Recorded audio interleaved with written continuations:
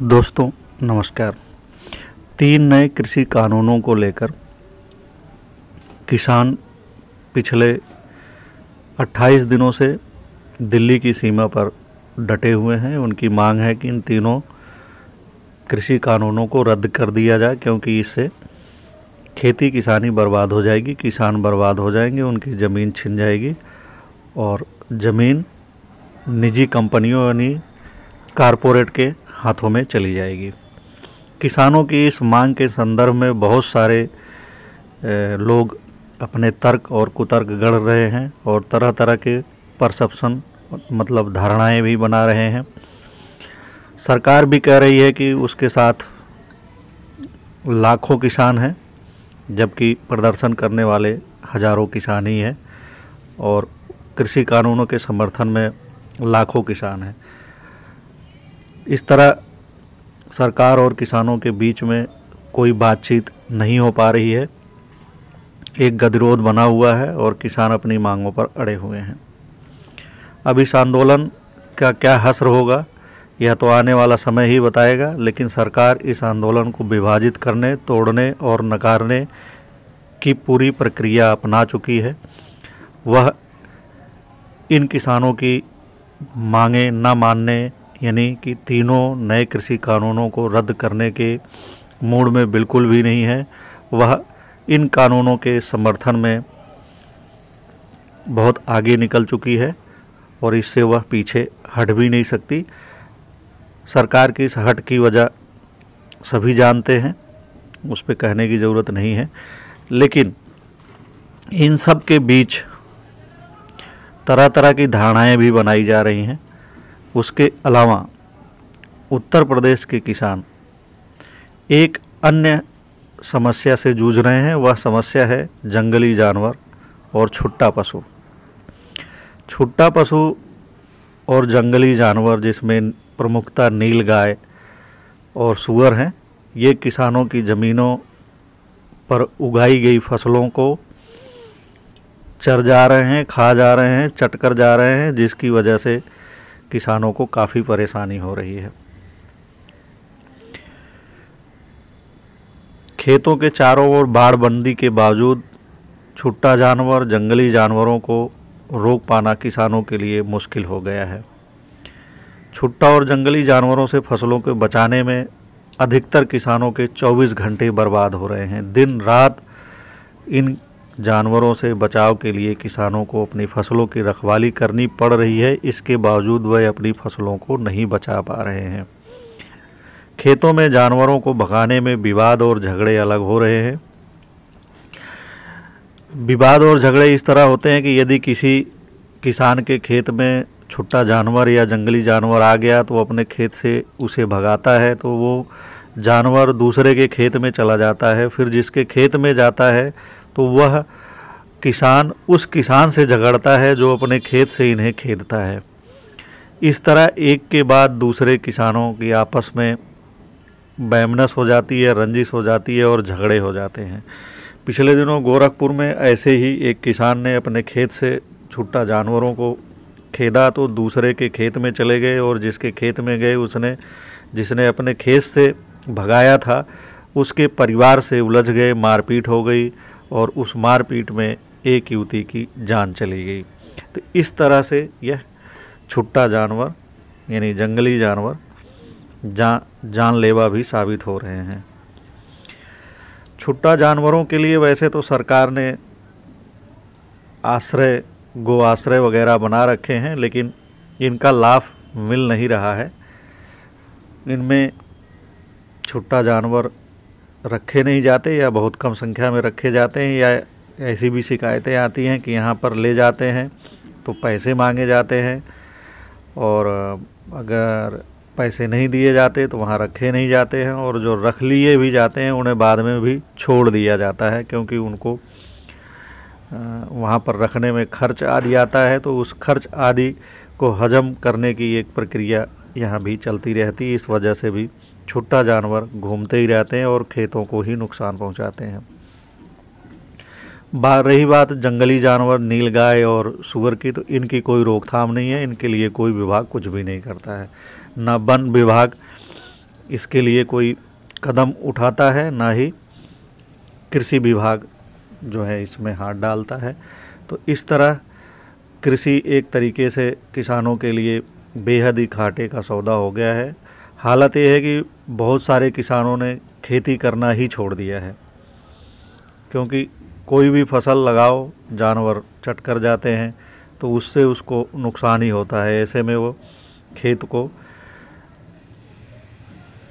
बिना फसल के ही छोड़ दे रहा है। इसके अलावा यदि कोई किसानी कर भी रहा है तो ऐसी फसलों को कर रहा है जिसे जंगली जानवर या छुट्टा जानवर कम नुकसान पहुंचाते हैं, और ऐसी फसलों में धान गेहूं ही है जिसे ये जानवर कम नुकसान पहुंचाते हैं। हालांकि इन्हें भी नुकसान पहुंचाते हैं, लेकिन एक समय के बाद थोड़ा बहुत नुकसान सहने के बावजूद कुछ फसलें हो जाती हैं। कई बार कई किसानों को इसमें भी आधी फसल का नुकसान उठाना पड़ जाता है। बावजूद इसके किसान यह सोचता है कि अगर खेत परती रखेंगे, खाली रखेंगे, तो इससे बेहतर है कि जो कुछ भी हो जाए वही सही है।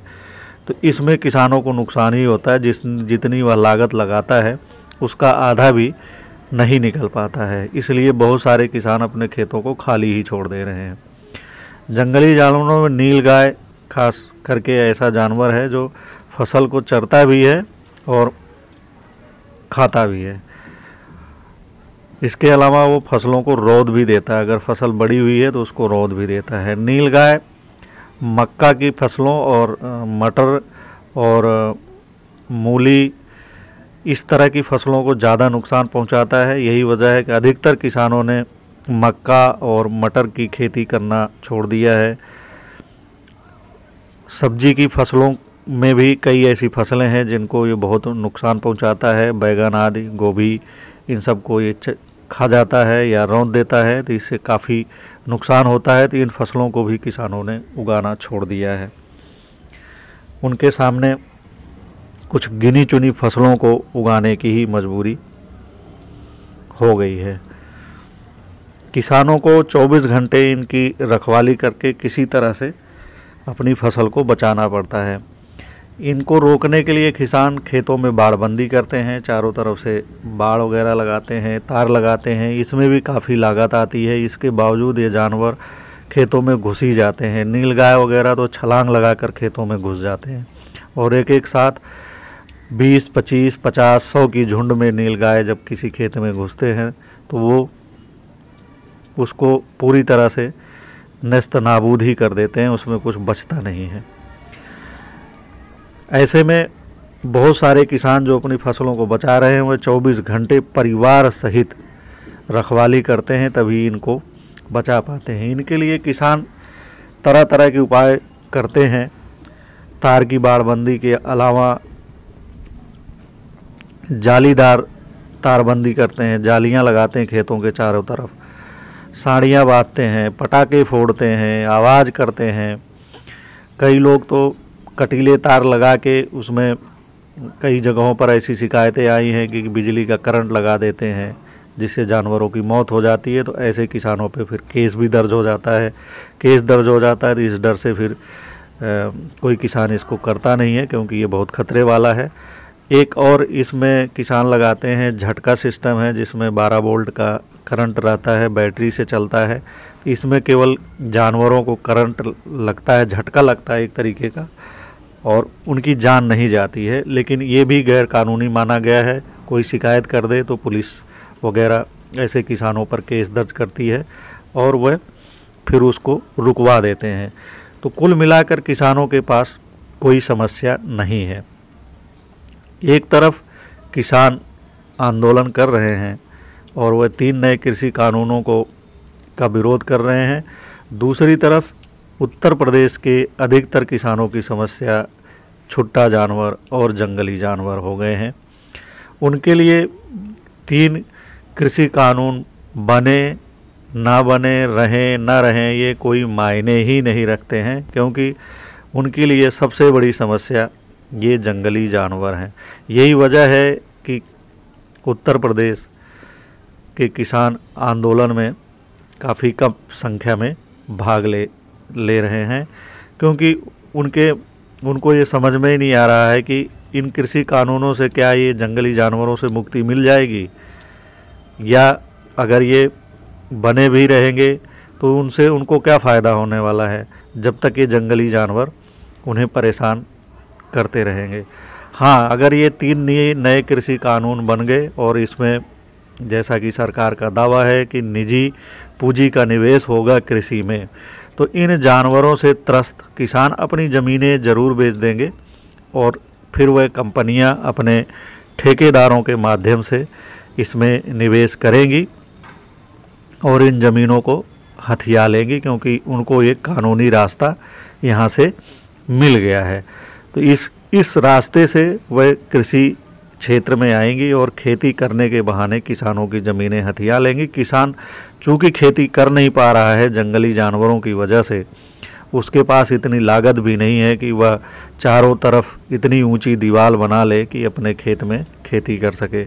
लेकिन जब यही खेत निजी कंपनियां ले लेंगी, खरीद लेंगी, तो वह इसको फार्म हाउस की तरह विकसित करेंगी या कृषि फार्म की तरह बनाएंगी, जिसमें दीवार बना के, वह ऊंची दीवार बना के, कटीले तार लगा के, चौकीदार लगा के, वो तमाम तरह के प्रबंध कर लेंगी। क्योंकि उनके पास पूंजी है तो वह पूंजी का निवेश करेंगी और फिर उसमें वो खेती कर लेंगी। फिर ये जंगली जानवर उनका कुछ बिगाड़ भी नहीं पाएंगे।